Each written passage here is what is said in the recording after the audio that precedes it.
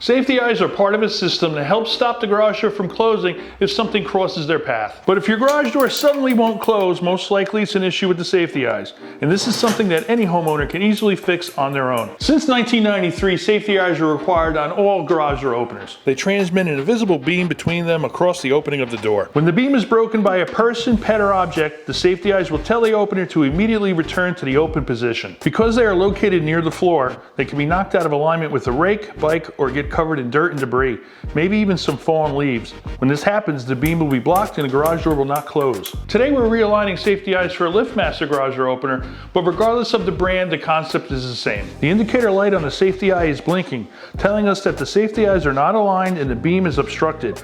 On the other brands or models, the light may be off. To fix, just unwind the wing nut, move the safety eye until the indicator light turns back on, then securely wind the wing nut to keep the safety eye in place. Realigning your safety eyes is an easy DIY project for homeowners, and if it's the only problem you have in your garage, it can save you time and money. I'm Master Technician Joe Conti with Precision Door, a name you can trust.